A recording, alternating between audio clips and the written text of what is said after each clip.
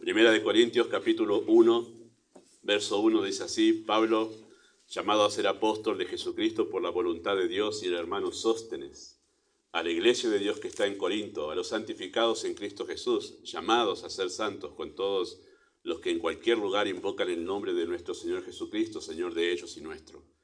Gracia y paz a vosotros de Dios, nuestro Padre, y del Señor Jesucristo. Gracias doy a mi Dios siempre por vosotros, por la gracia de Dios que os fue dada en Cristo Jesús, porque en todas las cosas fuisteis enriquecidos en Él, en toda palabra y en toda ciencia, así como el testimonio acerca de Cristo ha sido confirmado en vosotros, de tal manera que nada os falta en ningún don, esperando la manifestación de nuestro Señor Jesucristo, el cual también os confirmará hasta el fin, para que seáis irreprensibles en el día de nuestro Señor Jesucristo. Fiel es Dios, por el cual fuisteis llamados a la comunión con su Hijo Jesucristo nuestro Señor.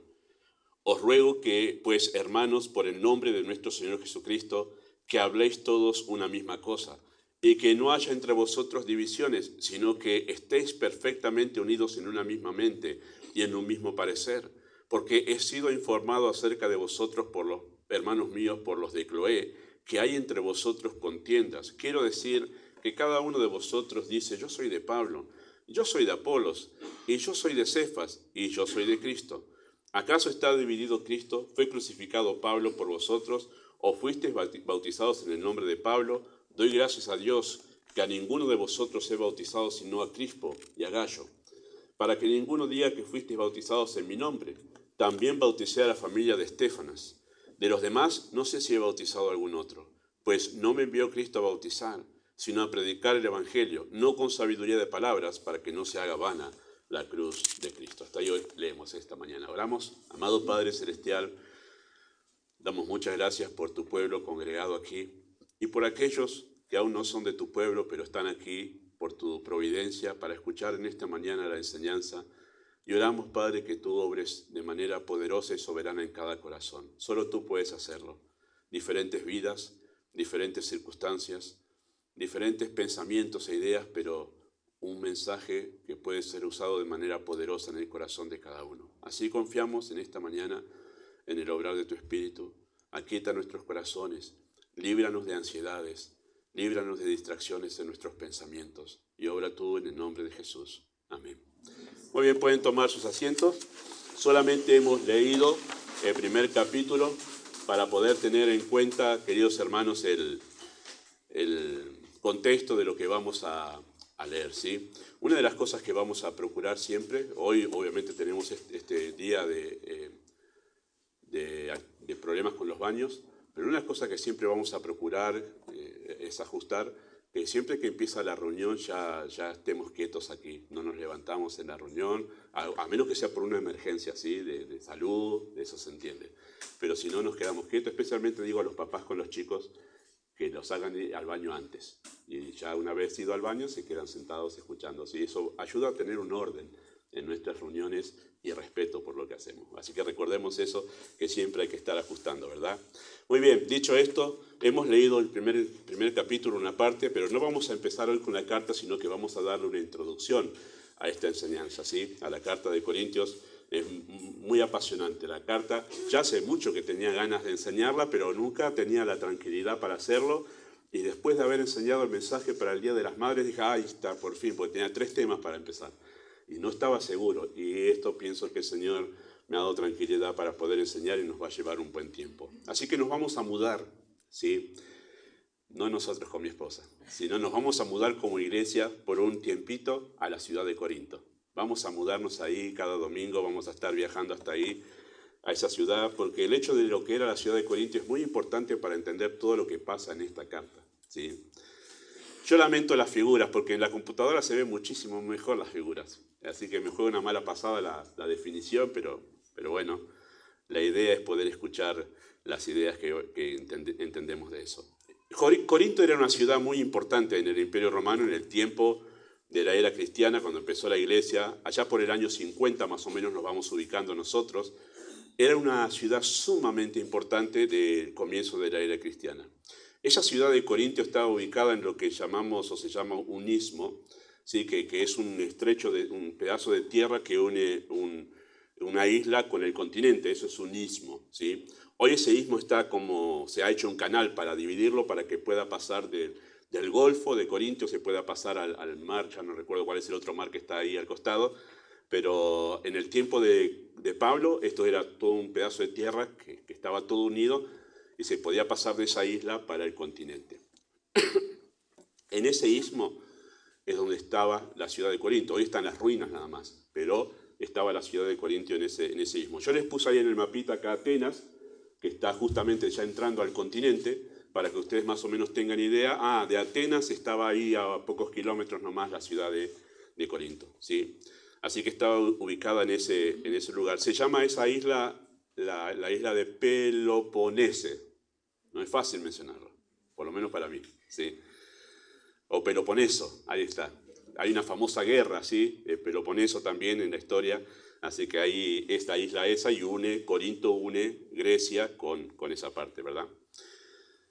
Bueno, la ciudad de Corinto era una ciudad de arquitectura absolutamente elegante. Era sumamente lindo ir a Corinto en cuanto al hecho de arquitectura. Es como viajar a capital de noche. No sé si ha estado en nuestra capital federal de noche. La capital ha sido construida con mucha arquitectura francesa, nuestra capital federal. Y es muy linda la arquitectura de los edificios en capital. Bueno, había una gran elegancia en Corinto en cuanto a los diseños. Había como un tipo de columnas que habían sido originarias de Corinto, que la mayoría eran columnas muy gruesas. Ellos diseñaron una columna muy angosta, más elegante que las demás, que se hicieron famosas en el mundo. Pero había un buen ojo para la elegancia en Corinto, ¿sí? Y ellos tenían una economía muy pujante en el tiempo de Pablo. Esta ciudad era una ciudad rica en realidad, una ciudad que tenía una economía que andaba todo muy bien allí en cuanto al dinero.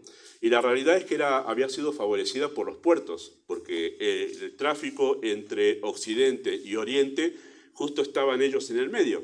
Y el golfo de la ciudad de Corinto, donde se arma un golfo entre la isla y el continente, ese golfo venían barcos, llevando todo tipo de mercadería. En tiempos en que no había aviones y que no había trenes, los barcos eran el medio de transporte eficaz y que todos utilizaban para llevar mercadería de un lado para otro, además de la isla, llevarlo para el continente. O sea, Corinto quedó en el medio de todo. Todos pasaban por ahí para llevar mercadería y para traer de un lado para otro. Así que se llegaron a ser muy favorecidos en cuanto al comercio en ese tiempo. Una ciudad de una economía muy, muy pujante. Tenía 2 puertos, uno de ellos era el que más trabajaba con el tema de los comerciantes, ¿sí? Y además de eso, de tener esos puertos allí donde la gente pasaba constantemente, por eso era una ciudad cosmopolita, había todo tipo de personas, de todo tipo de nacionalidad, se celebraban en Corinto lo que se llamó los Juegos Ístmicos, ¿sí? Por el istmo, que solamente era superado en importancia por los Juegos Olímpicos, que se celebraban en Atenas, ¿sí?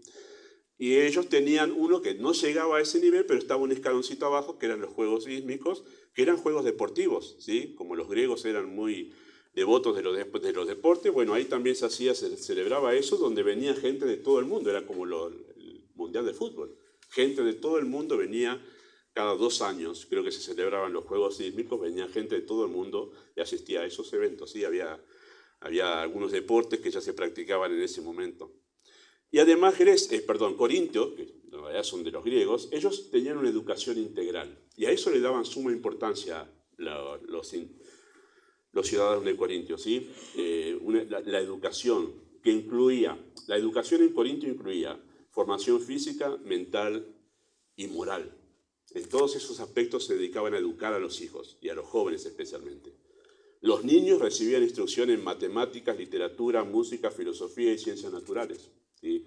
Todo esto es muy importante que sepamos con qué gente estaba tratando Pablo, porque ellos gustaban de todo esto del conocimiento y de las ciencias, y además ellos gustaban mucho del arte de la retórica. A ellos se los preparaba a los jóvenes en el arte de la retórica. ¿Qué es el arte de la retórica? Esto que estoy haciendo ahora es saber hablar en público, poder comunicarse. Ha visto que cuando se pide el testimonio, no es por vos, Nadia, pero cuando se nos pide el testimonio, uno dice, ¿qué digo? ¿Cómo hablo? Bueno, a la gente en Corinto se la preparaba para saber hablar en público. Y por eso es que estaba los lugares específicos donde se juntaban a discutir sobre filosofía, porque habían sido preparados para hablar, para discutir en el sentido de intercambiar opiniones, no discutir, de pelearse, sino discutir, intercambiar opiniones.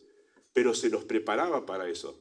Hoy debería haber eso en las escuelas, enseñar a los chicos cómo hablar en público, porque la comunicación es trascendental en las relaciones humanas y debería enseñarse en realidad retórica en las escuelas. Bueno, en Grecia se le daba un lugar importante y por eso que salían personas elocuentes de Grecia, de la escuela. Salían personas que sabían comunicar ideas y saber cómo comunicarse con los demás, ¿sí? Además, los jóvenes recibían una educación física rigurosa, participaban en actividades deportivas como la lucha, ¿sí?, el atletismo y los juegos de pelota. No sé qué juegos de pelota era, pero ya había pelota en ese tiempo. Imagínense que el fútbol viene desde la Grecia antigua, ¿sí? Y esta formación física, ¿sí?, tenía como objeto desarrollar un cuerpo sano y fuerte, así como fomentar el espíritu competitivo y la disciplina. Todo es cultural. Todo tenía que ver con cómo se formaba la mente de toda esta gente en Corinto, ¿sí? Pero por otro lado, en Corinto, ¿sí?, tenía una cultura idolátrica. Tenían varios dioses, pero los que tenían más fans, podemos decir, era Afrodita, que todos conocemos eso, diosa del amor y de la belleza, ¿sí?, y Dionisio, ¿sí?, que es el dios del vino. Dionisio, el dios del vino. Y de la fertilidad. Bueno, estos dos dioses tenían sus templos. Los templos de los dioses eran asombrosos en cuanto a su construcción. Lo cierto es que estos dos tipos de adoración estaban plagados de escenas de inmoralidad de lo más bajo. Había como 1000 sacerdotisas en el templo de Afrodita, que no eran otra cosa que mujeres de mala vida. Vamos a usar esa expresión porque tenemos niños aquí. Pero eran mujeres de mala vida que cuando se celebraban los cultos bajaban del templo a la ciudad a hacer de lo suyo. Bueno, eso era la adoración en el templo de Afrodita. Y en la adoración a Dionisio, dios del vino, ¿cómo terminaba esa adoración? Todos emborrachados, sí. Era una ciudad completamente depravada, Corintios, ¿sí? ¿Sí? Estaba rodeado todo eso de un libertinaje moral detestable. La adoración y todo Corintio se movía en torno a esos ídolos, ¿sí? Y toda esta pintura que acabo de dar de una ciudad próspera económicamente, en belleza y elegancia, solo era una fachada para tratar de embellecer una de las ciudades más depravadas del Imperio Romano. La bajeza moral llegó a ser un distintivo en el mundo en Corinto. O sea, más allá de esta elegancia, en todo el mundo se sabía que en Corinto era como, ¿cómo se dice hoy cuando vas a Las Vegas? Lo que sucede en Las Vegas, queda en Las Vegas. Bueno, algo parecido porque toda la depravación estaba ahí en Corinto, al tener todo este tráfico de gente de todo el mundo, ¿sí? De tal manera que si te querían catalogar de ser una persona inmoral, te decían que vos estabas corintizando. O sea, el mote era que vos eras como un Corinto, si estabas en una situación moral muy depravada. O sea, hasta ese punto llegó la depravación en Corinto de ser característica de la ciudad, ¿sí? Bueno, alrededor del año 50, y ahí también lamento que el mapa no se vea como está, pero vamos a ir haciendo un recorrido nomás. Alrededor del año 50, Pablo sale un solo clic que empieza a hacer el recorrido. Muy bien, sale Pablo de Antioquía y era un solo clic. Vamos a volver para atrás. Vamos a hacerlo atrás, porque quiero relatar. La Antioquía es la ciudad, la iglesia de Pablo, ¿sí? En Antioquía está la iglesia, un solo clic. Ahí está. Muy bien. En Antioquía está la iglesia de Pablo, donde él estuvo como 14 años siendo miembro de esa iglesia, salió en su primer viaje misionero, pasó por Cilicia y fue a Derbe y a Listra. En Listra conoce a Timoteo en su segundo viaje misionero y se lo lleva. Y pasan por todo Asia, donde el Espíritu de Dios les prohíbe hablar la palabra, hasta llegar a la ciudad de Troas. En Troas tiene la visión de ese varón macedonio que le dice, pasa y ayúdanos. Y ahí pasó a lo que es Europa, la parte de Macedonia, llega a Filipos, donde se convierte Lidia y es encarcelado y se convierte allí el carcelero de Filipos. De ahí lo persiguen y se va por Tesalónica, se va por Berea, donde dice que era más noble que lo de Tesalónica, y luego de pasar por allí, va hacia el sur hasta llegar a Atenas, Hechos capítulo 17, y en Atenas tiene poco fruto y llega hasta Corinto, capítulo 18 de Hechos. Se queda 1 año y medio allí en Corinto y después de estar 1 año y medio en Corinto se va hasta Éfeso de pasada y luego de allí se embarca nuevamente para volver a la ciudad, a la iglesia de origen, que es su iglesia madre, para rendir cuenta de lo que había hecho. Luego de estar en Antioquía un tiempo, salió en su tercer viaje misionero, sale una vez más haciendo el recorrido por el norte hasta llegar a Éfeso, donde se queda 2 años. Y en esos 2 años que está en Éfeso, Hechos capítulo 19, en esos 2 años empieza a escuchar, le llega gente de Corintios y dice, che, las cosas están muy mal, Pablo. Y empieza a escribir Primera de Corintios. ¿Sí? ¿Valió el resumen? Bueno, más o menos sabemos dónde estaba cuando escribió esta carta. Todo lo que acá acabo de decir está Hechos 16, 17 y 18. Todo este recorrido está en esos 3 capítulos. ¿Sí? Hasta llegar a Atenas, todo 16. Atenas, capítulo 17, y Corinto, lo que pasa ahí, capítulo 18. Luego se va, todo capítulo 18, de allí, y capítulo 19 empieza su tercer viaje misionero, donde él llega a Éfeso. Se queda 2 años, pasan algunas cosas, pero no lo relata Hechos, pero ahí está escribiendo la primera carta a los Corintios. ¿Sí? Bueno, ahí tenemos el momento en que Pablo llegó allí a Corintio. Así que después de ese viaje a Éfeso, él escribe allí esa carta para poder resolver los problemas que estaban pasando en la iglesia. Casi el 80% de los escritos del Nuevo Testamento son cartas. ¿Sí? Hice el gráfico porque me gusta cuando Pablo hace el gráfico para la tesorería de la iglesia, porque uno ve ahí, wow, qué impactante que es el porcentaje. Cuando uno ve el Nuevo Testamento, casi el 80% de los escritos del Nuevo Testamento son cartas. ¿Sí? Así decidió Dios darnos su revelación. 4 libros del Nuevo Testamento son biográficos, ¿sí? Que son los Evangelios. ¿Sí? Un libro del Nuevo Testamento es un libro histórico, que llamamos el libro de los Hechos. Un libro es un libro profético, que llamamos el libro de Apocalipsis. Y 21 cartas, el resto del Nuevo Testamento. O sea que hay un gran énfasis en las cartas. Muy bien. Dios determinó, queridos hermanos, completar su revelación, ¿sí? Mayormente a través de cartas. Las cartas eran el medio de comunicación originado en la antigua Grecia. Los griegos dieron origen a este medio de comunicación. No sé quién dio origen a WhatsApp, pero era como eso, las cartas en el tiempo. Era como el WhatsApp de ahora. La manera de comunicarse de un lugar a otro. Se hizo popular porque dijeron, oh, qué bueno esta manera de comunicarnos, entonces había gente yendo y viniendo llevando cartas. Los apóstoles aprovecharon el medio de comunicación popular en ese tiempo para atender los problemas en las iglesias, ¿sí? Y fue popular obviamente en el Imperio Romano. Las cartas, queridos hermanos, fueron, y escuche esta expresión, porque a usted le sirve esto si usted quiere entender el Nuevo Testamento, porque son 21 cartas. Las cartas fueron documentos de ocasión, ¿sí? Las cartas fueron documentos de ocasión. ¿Qué quiere decir? Bueno, que las cartas, esas que tenemos allí, no nacieron de una determinación consciente de dejar establecida la base doctrinal para la era de la iglesia. No es que se juntaron en Jerusalén, hicieron un concilio, hablaron los apóstoles y dijeron, che, ¿cómo vamos a dejar establecida la base de la doctrina de la iglesia? Hagámoslo a través de cartas. No hubo un concilio. De repente iban surgiendo problemas en las iglesias y entonces los apóstoles, vamos a atender esto, y escribían cartas. O sea, Pablo no estaba pensando que Primera de Corintios iba a ser parte de la Biblia. Él no lo sabía. Simplemente se presentó una ocasión. Es más, hay más cartas de Pablo a Corintios, pero que no fueron inspiradas. No están acá. Pero Pablo no estaba pensando, esto es palabra inspirada, esto va a quedar justamente después de Romanos, va a quedar en la Biblia. No. Él simplemente respondió a una ocasión. El Espíritu de Dios, de manera providencial, estaba utilizando ese escrito para dar la revelación de Dios, para dejar asentada la base doctrinal para la era de la iglesia. ¿Sí? A medida que se iban presentando ocasiones, situaciones en las iglesias, los apóstoles, con base en la sana doctrina, respondían a esas necesidades y así iban surgiendo las cartas y así se iba armando el canon. El canon es regla, norma, el canon del Nuevo Testamento. ¿Sí? Bueno, esta manera que Dios eligió de dejar establecida la verdad para la iglesia, es una manera muy didáctica, ¿verdad? Es una manera muy didáctica de enseñar doctrina. ¿Por qué? Porque vemos cómo la doctrina se aplicó en distintas situaciones en las distintas iglesias del Nuevo Testamento. Así que es muy didáctico porque nosotros vemos que para cada problema que surgía en las iglesias, ellos tomaban la doctrina y la aplicaban. Y eso es muy didáctico, muy interesante, ¿verdad?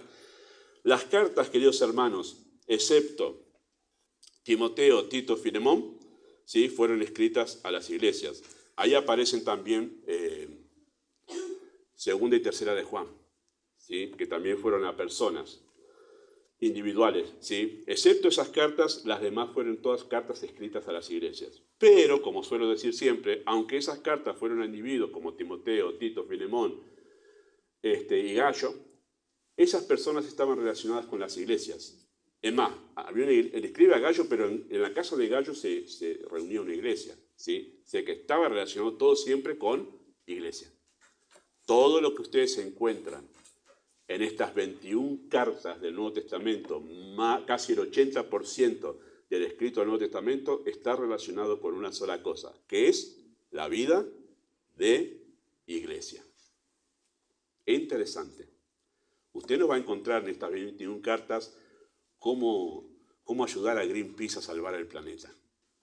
No, el tema es uno, cómo vivir nuestra vida cristiana en torno a la iglesia. Es el único tema que se trata. Todo está relacionado y todo confluye en la vida de iglesia. Eso es para hacernos entender cuán importante es la iglesia justamente en el plan de Dios. Esto debe hacernos entender este énfasis, queridos hermanos, de la era de la iglesia. El plan de Dios se desarrolla teniendo como centro a la iglesia. Todo lo que sucede, lo que Dios quiere hacer en este mundo, en este tiempo, en esta era, queridos hermanos, el centro, vamos a decirlo así humanamente, el centro de operaciones de Dios obrando en este mundo es la iglesia. El centro de operaciones de Dios en su obrar en este tiempo es la iglesia, ¿sí? Así que una vida cristiana sin una relación sana con la iglesia, podemos afirmar esto, es una vida fuera de la voluntad de Dios.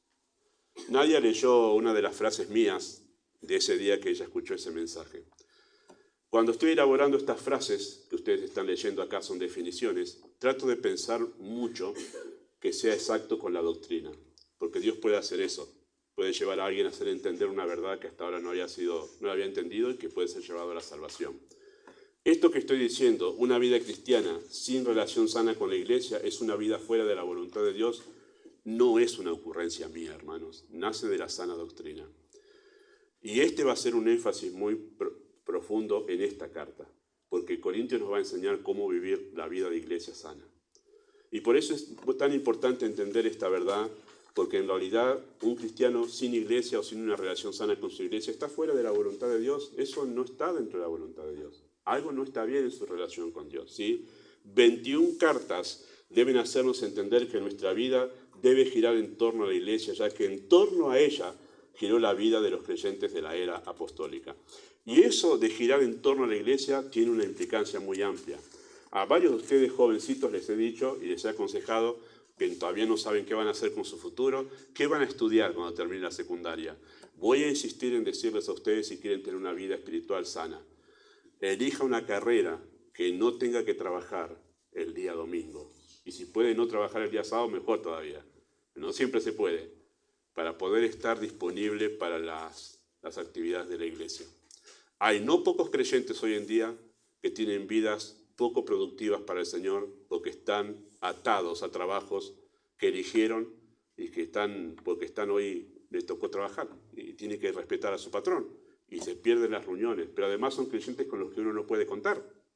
¿Cómo podemos contar con creyentes que no sabemos si van a estar o no van a estar? No puede tener actividad de servicio en la iglesia porque tiene ocupado con otras cosas. Algunos no lo pueden elegir a eso, porque han venido a Cristo de grande, y es lo que tengo, la carrera que elegí medicina. ¿Qué sabía yo que esto me iba a interrumpir después cuando sea salvo en mi vida de iglesia? Ya está. Pero hay jóvenes ustedes que pueden elegir una carrera, piensen en carreras que no tengan que estar ocupados en el día del Señor. Porque la iglesia es central en su vida. Si usted quiere tener una vida espiritual sana, piense darle una prioridad extrema a la iglesia. Siempre he dicho, queridos hermanos, lo voy a mencionar al final también, nosotros hacemos por el trabajo más sacrificios de lo que hacemos por la iglesia. Y la iglesia es más importante que nuestro trabajo. Y deberíamos tener en cuenta eso. Lo que pasa es que a veces no entendemos esto de cómo Dios ve a la iglesia, lo que Dios piensa de la iglesia, ¿sí? Así que debemos tener en cuenta este aspecto de la iglesia, ¿sí? Al ser documentos de ocasión, ¿sí? Eran documentos de ocasión, una ocasión se presentaba y se empezaba a escribir la carta. Se escribieron las cartas para una ocasión particular, a un grupo particular, en un lugar específico. Por eso es que es tan importante saber que eran documentos de ocasión. ¿Por qué? Porque había una ocasión que originó lo que se escribió ahí. Si yo desconozco la ocasión, yo puedo darle cualquier interpretación a lo que dice acá. Y por eso es tan importante saber cómo era Corintio, cómo se vivía, quiénes eran los corintios, cómo se llevaban ellos, cuál era su cultura, para saber que mucho de lo que dice Pablo acá tiene que ver con lo que ellos estaban viviendo. Es la única carta donde se habla que las mujeres tienen que cubrirse. ¿Y por qué no se dice en otra carta eso de cubrirse? Porque tenía que ver con la cultura en Corinto. Pero si uno desconoce la cultura en Corintio, uno piensa que eso es para todas las mujeres de la era cristiana de todos los lugares, y no. Tenía que ver con la ocasión, por eso es importante saber que era un documento de ocasión, dicho a personas específicas, en un lugar particular, en un tiempo particular, todo que ayuda a interpretar, ¿sí? Una interpretación correcta de la escritura, de las cartas apostólicas, considera la ocasión para saber qué quiso decir el escritor original, Pablo en este caso, a los destinatarios originales, los corintios, en años 50 de la era cristiana. Y ahí entendemos muy bien qué se puede aplicar hoy y qué no se puede aplicar hoy, ¿sí? Esa es la manera de interpretarlo. Bueno, ¿cuál era la ocasión? ¿Cuál era la ocasión que dio origen a la primera carta a los corintios? ¿Qué fue la ocasión, el detonante de que esta carta aparezca inspirada por el Espíritu de Dios? Bueno, dos cosas pasaron. Primero, el informe de los de Cloé. Parece que Cloé, por los entendidos, era una mujer, madre de varios hijos, y son los hijos de ella los que vienen acá a darle un informe a Pablo. Vayan allí, capítulo 1, versículo 11. Versículo 10 dice: os ruego pues, hermanos, por el nombre de nuestro Señor Jesucristo, que habléis todos una misma cosa, que no haya entre vosotros divisiones, sino que estéis perfectamente unidos en una misma mente y en un mismo parecer, porque he sido informado acerca de vosotros, hermanos míos, por los de Cloé. Yo no sé si los de Cloé quería que se los mencione acá, pero Pablo dice: ellos me informaron de todo esto, que hay entre vosotros contiendas y divisiones. Esta es la ocasión. Parece ser que en algún viaje desde Corinto, los de Cloé dijeron: no, esto está descontrolado, muchachos, bueno, vamos. ¿Quién va a ir? Nosotros, los de Cloé. Justo tenemos un viaje para Éfeso y vamos y pasamos y vemos al apóstol, y ahí se encontraron con él y le empezaron a contar. ¿Cómo anda la iglesia? ¿Tenés tiempo? Ahora te vamos a contar cómo anda la iglesia. Bueno, y la otra ocasión fue el tema que dice en capítulo 16, versículos 17. Capítulo 16, versículo 17.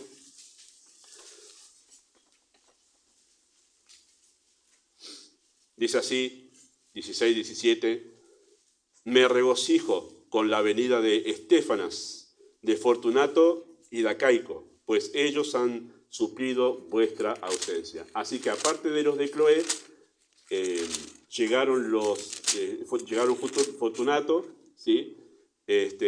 Acaico, llegaron ahí a visitar a Pablo, llevándole una carta. Vamos a mencionar en un momento que le llevaban una carta a Pablo, con preguntas. Y Pablo, en réplica, le mandó esta carta con ellos. Así que Fortunato, Acaico y Estéfanas llevaban esta carta para la iglesia. Así que ellos, cuando llegaron llevando las preguntas, también les contaron todo lo que estaba pasando allí. ¿Sí? ¿Cuál era la ocasión? Bueno, dos grupos de hermanos de la iglesia de Corintios llegaron a Pablo y le contaron los problemas que estaban aconteciendo allí. Ahora, queridos hermanos, había en la iglesia de Corinto creyentes responsables, y eso es importante, creyentes responsables, preocupados por el bienestar común de la iglesia, que ante la falta de un liderazgo sabio recurren al apóstol para recibir ayuda. ¿Cómo miraríamos nosotros si eso pasase en la iglesia de Lavallol y de repente, no sé, yo no estoy acá, pasan todas estas cosas y de repente los de Cloé, que son miembros de esta iglesia, Estéfanas, y Acaico, se van y empiezan a contar? ¿Cómo los miraríamos los demás? ¿Qué tienes que andar chusmeando? ¿No? ¿Qué tienes que andar contando allá? Gustavo, que está, dejaron descansar, se fue para allá. ¿Qué andas contando, llevando los problemas de acá? Bueno, interesante, ¿no? Uno podría verlo de esa manera. pero en realidad eran creyentes responsables. ¿Por qué? Cuando veamos la carta vamos a ver que nadie estaba haciendo nada por solucionar los problemas. Y estos dijeron, no puede ser que no solucionemos estos problemas, muchachos, algo hay que hacer. Y como nadie adentro estaba capacitado, evidentemente, para solucionarlo, fueron a buscar al fundador de la iglesia, que era Pablo, la persona apropiada. Eso es ser un creyente responsable, hermanos, es arremangarse, subirse los pantalones y empezar a pisar sobre terreno sucio. ¿Sí? Así eran los de Cloé y este grupo de hermanos que fueron allí. Ellos no se lavaron las manos ante los problemas, ¿sí? No huyeron. Si hay creyentes que cuando empiezan los problemas de la iglesia, me voy. Acá, espérense entre ustedes, yo me voy. ¡Epa! ¿Y el amor por los creyentes dónde está? Cuando está todo feliz, estamos todos bien, pero cuando hay problemas nos lavamos las manos y nos vamos. Bueno, los de Cloé no eran así. Eran responsables y amaban esa iglesia. Reaccionaron ante un problema real y un problema muy serio de la iglesia. No se escondieron detrás de la indiferencia. ¿Sí? Y eso habla justamente de nuestra relación con la iglesia. En la iglesia siempre habrá problemas y eso vamos a verlo en Corintios. Y estos creyentes fueron responsables, ¿sí? Solemos hablar, queridos hermanos, de lo inmadura que es la iglesia en Corintios. Los que leen la Escritura la conocen bien. Pero a veces perdemos de vista nosotros a aquellos que actuaron bien en Corinto, que son estos los de Cloé y este grupo de hermanos, buscando la intervención justamente de alguien responsable. No fueron a cualquiera, no es que anduvieron de casa en casa chismeando de los problemas que había en la iglesia, sino que fueron a una persona responsable y que podía darles ayuda en este momento que estaban pasando. A veces acentúo ahí, subrayo, a veces las iglesias no progresan porque los creyentes no asumen su responsabilidad ante los problemas. La idea más común es decir, que lo haga, que le hable a otro, yo no tengo nada que ver. Claro, es más fácil mandar a otro al frente en la batalla, ¿no? Que te tiroteen a vos. Yo cuando estemos festejando la victoria ya aparezco yo con los globos. Pero el asunto es que acá a veces los problemas en las iglesias no se solucionan porque no hay responsabilidad de los creyentes para asumir que eso también es parte de su responsabilidad como cristianos. Los de Cloé, al ser mencionados como los que dieron a conocer la situación de la iglesia, mostraron a través de eso que eran valientes. No importa lo que me digan ustedes, acá estamos mal en la iglesia. Critíquenme si ustedes quieren, pero hay que ir a hablar con Pablo. Amaban a la iglesia porque ellos tranquilamente se podían ir a la iglesia en Atenas, que aparentemente lo que se formó en Atenas era bastante tranquilo porque no hay mucho que se diga en el Nuevo Testamento de Atenas, parece una iglesia muy tranquilita. Se podían haber ido allá. Che, vamos, ¿cuánto nos queda Atenas de acá de Corintios? ¿Sabes cuántos comerciantes se van allá? Cuando hay reunión, nos vamos y volvemos al otro día. Y nos liberamos de este problema. Bueno, no hicieron eso, no se mudaron de la iglesia por los problemas. Ellos se quedaron a ayudar ahí. Fueron valientes, amaban a la iglesia y además fueron sabios, porque no estuvieron chismeando, sino fueron la persona apropiada a hablar de esto, ¿sí? Fueron la persona indicada. Queridos hermanos, las iglesias progresan y resuelven sus problemas por creyentes valientes que asumen su responsabilidad a riesgo de ser atacados o menospreciados. No, yo no quiero meterme en esto porque yo tengo cosas duras que decir, no me van a escuchar. Bueno, y si son duras, dígala con amor. Y las personas que van a ser heridas, que sean heridas por la verdad, pero no por su actitud. Y dígalas con amor, porque es su responsabilidad decirlo y actuar ante un problema, ¿verdad? Asumir la responsabilidad de buscar el bien de la iglesia cuando hay problemas internos es demostrar el amor que Cristo tenía por ella, amando a la iglesia a pesar de. ¿No? Esa gente que anda de iglesia, no, acá la iglesia son todos hipócritas, la iglesia tiene problemas. ¿Y qué espera una iglesia compuesta de pecadores? ¿Que no haya problema? Va a haberlos. El asunto es cómo lo enfrentamos. No sabemos, queridos hermanos, muchos de los de Cloé, porque acá se los menciona y listo, ya está, los mencionó que eran ellos, ¿sí? Pero sí sabemos que amaban a la iglesia, amaban al Señor y querían el bienestar espiritual de los creyentes. No es tan sencillo, hermanos, encontrar creyentes. Siempre hay un grupo como un remanente, y eso es lo que le da gozo al pastor siempre. Siempre hay un remanente que está dispuesto a poner el pecho a las balas cuando hay problemas en la iglesia. Y a veces los problemas surgen para eso, para ver quiénes realmente aman a la iglesia del Señor. Para eso a veces surgen los problemas en realidad, ¿sí? Y eso eran los de Cloé. Bueno, al leer la carta a los Corintios, queridos hermanos, nos damos cuenta que no se trataba en realidad de un solo problema, de una sola ocasión que llevaron los de Cloé, sino que había varios problemas de los que Pablo fue informado. Acá dice, ¿para qué abrimos esto? Bueno, no era un solo problema, sino que eran varios problemas que pasaban en la iglesia de Corintios, y eso lo vamos a ver allí, ¿sí? Pablo escribe esta carta a los Corintios debido a esto. Primero, a las contiendas entre los hermanos que ya hemos leído ahí. Contiendas y divisiones entre ellos, ¿verdad? Vamos a estudiarlo en el primer capítulo. Pero también había problemas de falta de disciplina. Vaya al capítulo 5. Primera de Corintios, capítulo 5. Versículo 1 dice así de esta manera. 5:1. De cierto se oye que hay entre vosotros fornicación, y tal fornicación cual ni aún se nombra entre los gentiles, tanto que alguno tiene a la mujer de su padre. Un problema muy serio. Uno que estaba en la iglesia, que decía ser creyente, tenía esta relación incestuosa con su madrastra. Bueno, algo terrible, porque Pablo dice, ni siquiera entre los gentiles se escucha esto. Y si en Corinto, que era la ciudad más depravada, no se escuchaba esto, lo que estaba haciendo este hombre era terrible, pero era miembro de la iglesia. Y además, nadie estaba haciendo nada. O sea, nadie lo había disciplinado a este muchacho. Y por eso Pablo habla acá de la falta de disciplina. Lo que va a decir en capítulo 5, cuando lleguemos a estudiarlo ahí lo vamos a ver, es duro. Habla, ustedes están envanecidos, ustedes se creen que son re espirituales porque tienen todos los dones, pero miren acá, están dejando que el pecado se mueva libre y se divierta entre ustedes. Ustedes no han disciplinado este pecado en la iglesia, pero están chochos de que hablan en lenguas. Es terrible lo que dice acá. No había disciplina en esa iglesia, y vamos a ver cuando hablemos de membresía la próxima vez, que una iglesia sana disciplina a sus miembros. Si no disciplina a sus miembros, una iglesia es una iglesia insana. Una iglesia donde algo hay que corregir muy seriamente.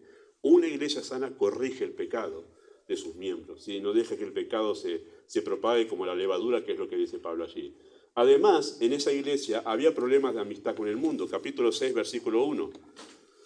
Dice, ¿osa alguno de vosotros cuando tiene algo contra otro ir a juicio delante de los injustos y no delante de los santos? ¿O no sabéis que los santos han de juzgar al mundo? Si el mundo ha de ser juzgado por vosotros, ¿sois indignos de juzgar cosas muy pequeñas? ¿O no sabéis que hemos de juzgar a los ángeles? ¿Cuánto más las cosas de esta vida? Si pues tenéis juicio sobre cosas de esta vida, ponéis a juzgar a los que son de menos estima en la iglesia, para avergonzaros lo digo, pues ¿qué hay entre vosotros?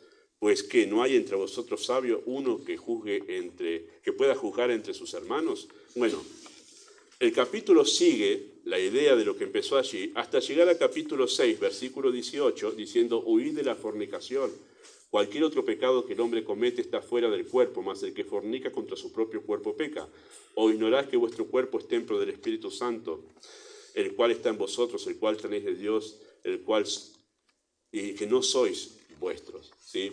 Bueno, habla sobre algunos problemas serios que tenían con el tema del mundo. Vamos a hablar en ese momento del principio de separación y que los corintios no se habían separado. Tal era así su relación con el mundo que esto había creado conflicto entre ellos también, por cuestiones de cosas del mundo. Algo más menciono allí en cuanto a esto, que tampoco los líderes corregían a estos creyentes por su conducta de relación con el mundo.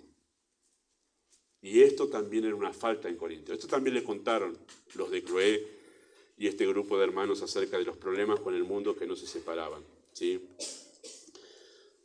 También había problemas con la comprensión de la vida matrimonial. Capítulo 7, versículo 1 dice, en cuanto a las cosas que me escribisteis, bueno sería al hombre no tocar mujer, pero a causa de las fornicaciones, cada uno tenga su propia mujer y cada una tenga su propio marido. Y empieza a dar todo capítulo 7 instrucciones sobre los matrimonios, los deberes conyugales, acerca del divorcio, acerca de las mujeres solteras, acerca de diferentes situaciones que los corintios no sabían cómo manejar. Y entonces le mandaron preguntas a Pablo, por dice, acerca de las cosas que me escribiste. Se ve que Estéfanos y sus compañeros le llevaron la carta con preguntas a Pablo. Esta carta está respondiendo preguntas que los corintios le hicieron acerca del matrimonio. ¿Cómo es el matrimonio? ¿Cómo debemos hacer? Y bueno, habla incluso de cosas íntimas, como la relación íntima en el matrimonio. Pablo responde acá cómo se debe manejar. Bueno, tenían problemas sobre este tema, cómo manejar la vida matrimonial.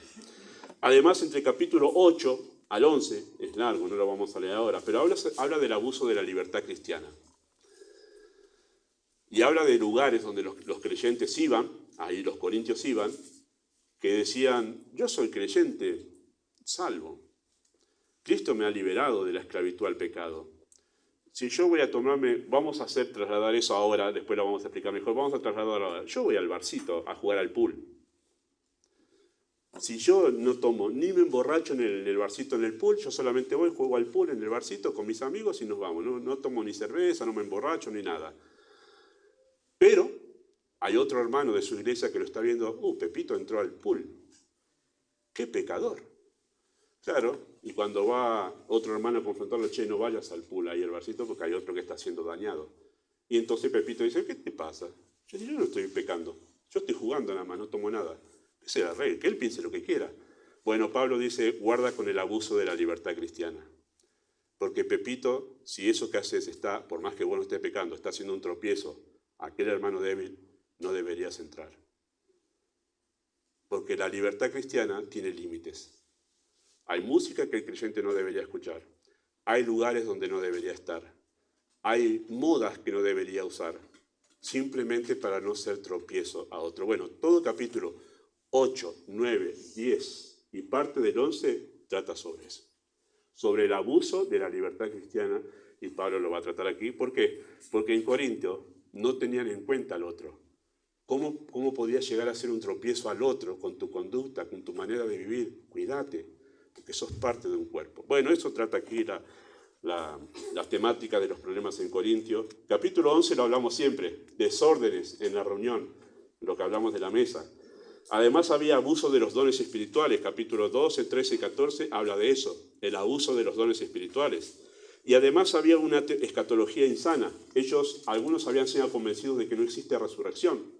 Bueno, aquí está tratado el tema de la escatología acerca de la resurrección. Se habla mucho, todo el capítulo 15 para corregir eso. Bueno, ¿cuántos problemas tenían estos corintios, no? Todos esos problemas en esta iglesia. Y uno se pregunta, pastor, ¿todas las iglesias son así como las de Corinto? Gracias a Dios, no. Porque uno ve la de Tesalónica, otras iglesias eran más tranquilitas. ¿Por qué en Corinto había tantos problemas? ¿Por qué había tantos problemas en Corinto? Bueno, la respuesta está en capítulo 3, versículo 1 al 3. Capítulo 3, versículo 1 al 3.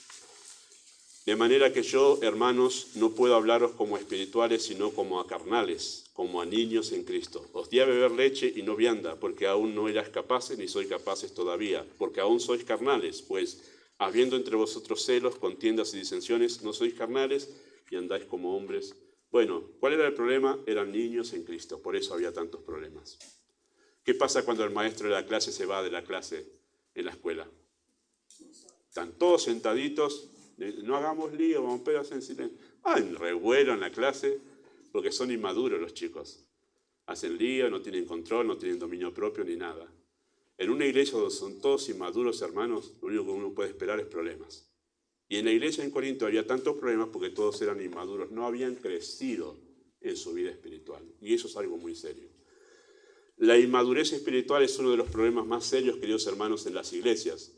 Y es la causa de no pocos conflictos dentro de las iglesias. Hay conflictos que los pastores a veces debemos atender que son problemas de niños espirituales.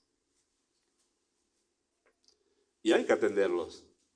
Son problemas de niñez espiritual, de celos, de envidias, que cuando uno es maduro, no se hace problema por ese. No hay de ese tipo de problemas, mejor dicho, con creyente maduro, de que está celoso, de que al otro lo visitaron y a mí no me visitaron. Esos son problemas de niños espirituales. Una iglesia madura no se preocupa si el pastor pasó o no pasó. Se da cuenta, entiende las situaciones, entiende incluso si ha sido una falta, puede sobrellevarlo de otra manera, que es lo que habla capítulo 6. Pero donde hay niños, la cosa más mínima que me miró mal o no me saludó se transforma en un tema de carta documento mandarle para hacerle un juicio. Esos son los problemas que pasaba en Corintio, la inmadurez espiritual, ¿sí? Además, en cierta forma, la inmadurez espiritual es como una enfermedad silenciosa, ¿sí? Esas enfermedades silenciosas que a veces nos surgen en nosotros, ¿verdad? Por ejemplo, la diabetes es una enfermedad silenciosa. ¿Qué quiere decir silenciosa? Uno la tiene, pero no sabe que la tiene. Atribuye las causas de la diabetes, por ejemplo, a otras cosas. Cuando el cuerpo está produciendo un montón de insulina, produce como cansancio, como adormecimiento, ¿no? Y yo he tenido insulina muy alta, y yo pensé, porque además tenía horarios de trabajo muy complicados, y decía, esto debe ser porque no estoy durmiendo bien. Claro, pero después era todo el tiempo con cansancio y con sueño, hasta que uno va y se hace el chequeo y dice, claro, vos tenés insulina alta, ¿te dormís? Sí, tenía muy alta la insulina. Entonces son como enfermedades silenciosas. Y la inmadurez es como una enfermedad silenciosa. ¿Por qué? Porque el que padece inmadurez espiritual no es consciente de que es un inmaduro. El que es inmaduro se cree que es yo soy re maduro. Es una enfermedad silenciosa, no se da cuenta que está actuando así por inmadurez espiritual, ¿sí? No es consciente de que sus reacciones y decisiones son síntomas de una falta de crecimiento, hasta que realmente el Señor abre los ojos y le hace ver realmente que es un problema de crecimiento, ¿sí? Hay una inmadurez espiritual que es aceptable, hermanos. La inmadurez del que es nuevo en la fe. El que es nuevo, recién nacido en la fe, tiene una inmadurez que todos decimos, lo entendemos. Es un bebé, es chiquitito, ¿no? Es como Alice.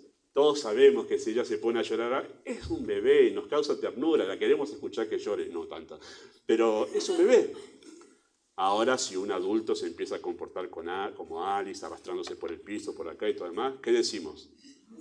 Hay un problema, porque esa inmadurez no es aceptable, ¿sí? Entonces hay una madurez aceptable que es la del nuevo en la fe, pero aquel que ya tiene 1 año en Cristo o 2 años en Cristo, hay ciertas actitudes de inmadurez que no son aceptables, ya debería haber crecido en su fe, ¿sí?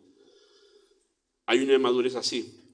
La inmadurez inaceptable, ¿sí?, y que debe verse como un problema, es la del creyente que tiene años en la fe y sigue sin poder salir de los rudimentos, de lo más básico. Y este era el problema en Corintios. Todavía luchaban con las cosas más básicas de la fe. Yo voy a hablar de esa inmadurez cuando lleguemos al problema de Corintios, de la inmadurez, hermanos. Creyentes que son de años no deberían tener problemas con reunirse con la iglesia. Por ejemplo, es como atarse con los cordones eso. No deberían tener problema con reunirse con la iglesia. Por eso a veces los creyentes ansían servicio, pero no tienen lo más básico resuelto, que es asistencia a la iglesia, compromiso con la iglesia. Hay creyentes que ansían servicio, pero no tienen dominio propio con su carácter, cuando deberían, lo más básico, empezar a dominar su carácter. Bueno, son rudimentos en la vida cristiana, o la lectura de la Biblia. El creyente, lo primero que me enseñó mi pastor Harold, el pastor que yo tuve cuando me convertí, me dio un cronograma él, donde yo iba tachando cada capítulo de la Biblia que yo iba leyendo, y leía la Biblia todo en 1 año. Y después empecé a hacer eso por varios años, leer la Biblia todos los años completa, hasta que después, por el hecho de que ya tenía incorporado todo el contenido como manejándolo mejor, me dedico más a estudiar de manera específica libros. Pero al comienzo leí varios años seguidos la Biblia completa, pero que mi pastor me enseñó. Es lo más básico de un creyente, leer todos los días su Biblia. Si no podés resolver ese problema en tu vida espiritual, todavía no saliste de la infancia espiritual. Cosas rudimentarias, cosas básicas de la vida espiritual. Y que en algunos casos no poder salir de eso es una señal de alerta de que quizás ni siquiera sea salvo. Hasta ese punto llega esta carta a decir, examinaos a vosotros si estáis en la fe, le dice Pablo, porque quizás ni siquiera son salvos. Hasta ese punto llega Pablo. ¿Por qué? Porque una inmadurez no se puede mantener tanto tiempo, tantos años en la vida de un creyente. Bueno, temas como esos, por eso es tan importante el tema de hablar de la inmadurez en Cristo y de crecer en Cristo. Bueno, ¿por qué había tantos problemas en la iglesia en Corinto? Además, porque no había un liderazgo responsable. Ya leímos capítulo 6, 1 al 6. Dice, para avergonzaros lo digo, pues que no hay entre vosotros un sabio que pueda juzgar entre los hermanos. No había un líder que tome la responsabilidad allí en la iglesia, ¿sí? Y el capítulo 5, de ese caso de disciplina que no estaban ejerciendo, dejaba en evidencia la clase de liderazgo que había en la iglesia. Estaban envanecidos, se creían súper espirituales y no resolvían los problemas más básicos de la iglesia. Bueno, por eso es que la iglesia tenía tantos problemas. Eran inmaduros, pero a la misma vez no había un liderazgo responsable. Porque usted puede tener una iglesia de inmaduros, hermanos. Si tiene un líder responsable, ¿qué va a hacer? Va a mantener toda esa inmadurez contenida. Va a poder mantener a los niños calmados, tranquilos, y hasta que crezcan y maduren. Pero acá se daba un condimento terrible. Inmaduros y líderes que no sabían controlar a esos niños inmaduros. Y todo es lo que vemos en la carta a los Corintios, ¿verdad? Bueno, un liderazgo responsable sabe controlar a creyentes inmaduros. Y esta carta es una carta rica en doctrina. Todo esto vamos a mirar en esta carta, ¿sí? El evangelismo poderoso, capítulo 1, 18 al 2, 16. Ahí vamos a hablar de cómo el Señor salva a las personas. Habla del tribunal de Cristo, capítulo 3, versículo 12 al 15. Habla del servicio cristiano, capítulo 3 y capítulo 4. Habla de la disciplina eclesiástica, capítulo 5. Habla de matrimonio, divorcio, celibato, capítulo 7. Habla de la libertad cristiana, capítulo 8 al 10. Habla de la Santa Cena, capítulo 11. Habla de dones espirituales, capítulo 12. Habla del carácter maduro, capítulo 13. Habla de la adoración con orden, capítulo 14. El propósito y buen uso del don de lenguas, habla en capítulo 14. Habla del estado eterno en capítulo 15. Wow, es una carta nutridísima de sana doctrina. Es preciosa esta carta en todo sentido. Bueno, para finalizar, estudiar la carta a los Corintios es como llevar al quirófano al estudiante de medicina. Así es estudiar la carta a los Corintios. Si usted estudia Romanos, es una linda carta, pero es el libro de teoría del creyente, porque es toda doctrina sistemática, Romanos. Pero acá es donde toda esa teoría la llevamos al quirófano. Acá hoy, muchachos, hay que operar una iglesia. Y el que está el pastor dice, oh, no sabía cómo se aplicaba toda esta doctrina acá. Es como llevar al estudiante de medicina al quirófano, porque ahí puede ver toda la teoría en una situación real. Y eso es lo que hacemos en Corintios. Le sacamos el techo a la iglesia en Corintios y nos quedamos mirando, mirá vos, y mirá cómo Pablo resolvió este problema, aquel y el otro. Es preciosa la carta en ese sentido, porque nos prepara a nosotros cómo resolver futuros problemas que se presenten en nuestra iglesia, ¿sí? Porque se van a presentar, ¿sí? Estudiar la carta a los Corintios es como meternos en la intimidad de la iglesia local para aprender lo que implica ser parte del cuerpo de Cristo. Así que vamos a hablar mucho de lo que significa ser un miembro de la iglesia. Y estudiar la carta a los Corintios es mirarnos en un espejo y hacer un inevitable autoanálisis de qué clase de miembro soy yo en la iglesia de Lavallol. Es como mirarnos en el espejo. ¿Qué clase de miembro eres tú en esta iglesia? Y eso va a llevarnos la carta a los Corintios a hacernos reflexionar sobre nuestro rol dentro de esta iglesia de Dios en la ciudad de Lavallol. Señor, bendiga este estudio, esta es la introducción. Estaremos estudiando a partir del próximo domingo, capítulo 1. Amado Dios, pedimos tu bendición sobre este estudio, sobre esta carta. Rogamos, Padre, que tú la uses de manera poderosa para salvar a los que no son salvos y edificar a esta iglesia para que pueda honrar tu nombre, Padre. Podamos crecer y madurar en la fe siendo creyentes responsables en el lugar donde tú nos has puesto. Pedimos tu bendición en nombre de Jesús.